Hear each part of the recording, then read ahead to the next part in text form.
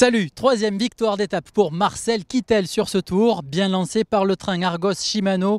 Il nous raconte le dernier kilomètre sur les bords du Cher. The final was very fast, but I think today it was one of the days where the team worked really good. And was from the beginning on in front and stayed there. So I'm very proud on how we did it in the final. Koen de Gaard brought me till I think 350 or 400 meters. From there on I could jump in the wheel from a lead-out guy from Quickstep and then in the wheel from Mark Cavendish, and then it was all or nothing, and today it was all. L'échappée matinale n'est toujours pas arrivée au bout, elle a été reprise dans les 10 derniers kilomètres et cette fois-ci c'est le coureur de la Sojasun, Anthony Delaplace, qui nous raconte sa journée à l'avant. On a fait exprès d'aller vite. Dès le départ, Flecha a bien géré l'échappée pour prendre le maximum de temps. Pendant 50 km, on a vraiment tout donné.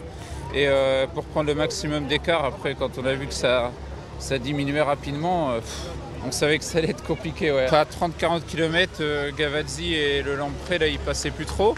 Du coup, ça a désorganisé le groupe. Je pense qu'on aurait pu aller un peu plus loin si tous les quatre, on se serait attendu encore un peu plus, quoi. Mais bon, si on commence déjà à s'attaquer à 30 bornes, c'était un peu compliqué d'aller au bout. C'est un peu décourageant des fois, mais bon, après, voilà, faut toujours y croire et je pense qu'il y aura quand même peut-être une opportunité. C'est obligé, sur le tour, il y aura au moins une ou deux échappées qui vont aller au bout. Du vent, de la vitesse et une arrivée au sprint, une journée de stress et de plaisir pour le maillot jaune, Chris Froome.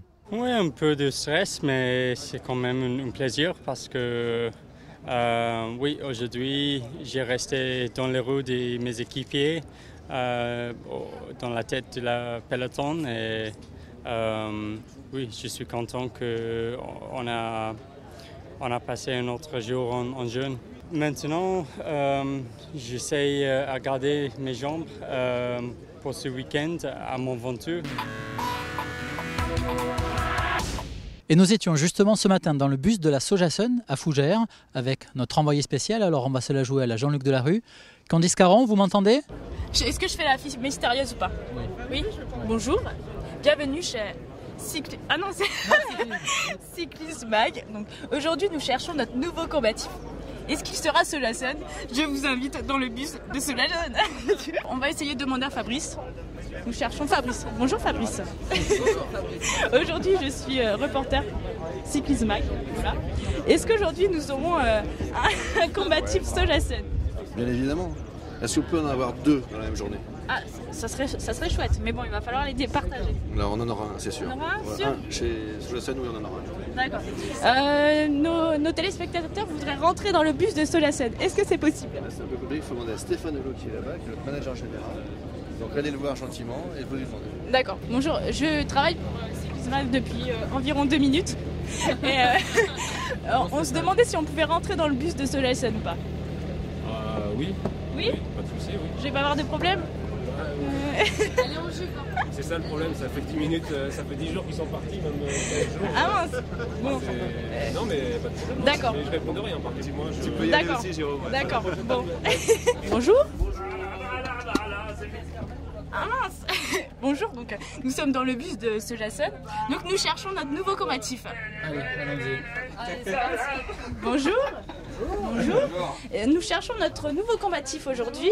Fabrice nous a dit que c'était l'un d'entre vous aujourd'hui. Il faut s'adresser aux deux tourangeaux là. D'accord. On va se battre. En fait, c'est qu'on arrive dans notre bah voilà, regardez la tour, donc on arrive chez nous et donc on a pas mal de supporters, donc on va essayer avec Cyril au moins de prendre l'échappée et puis si on la prend pas de faire un bon truc quoi.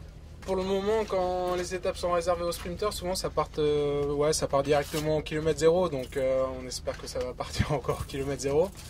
Ou autrement, des fois, ça va mettre une demi-heure, 3/4 d'heure à batailler, donc des fois c'est pas si facile que ça, parce que bon, comme on dit dans le jargon, on n'a pas 36 cartouches à mettre pour être dans l'échappée, donc non, il va falloir la jouer fine, mais je pense qu'aujourd'hui, toutes les équipes de sprinters sont encore tournées vers le sprint, donc on va pas dire que c'est facile non plus de sortir, mais bon, va falloir quand même appuyer sur les pédales. Julien, des conseils à donner, vous qui êtes parti sur vos terres d'entraînement il y a 2 jours vers Saint-Malo, des conseils à lui donner pour aller jusqu'au bout? Faut coller le cul de la bagnole rouge. Et puis dès que le drapeau se baisse, faut y aller. Il faut mieux tenter le kilomètre zéro parce que voilà, après si ça part kilomètre zéro, on est sûr d'être dedans. Mais après si ça rebagarre un peu, faut se rebasculer pour choper le bon coup.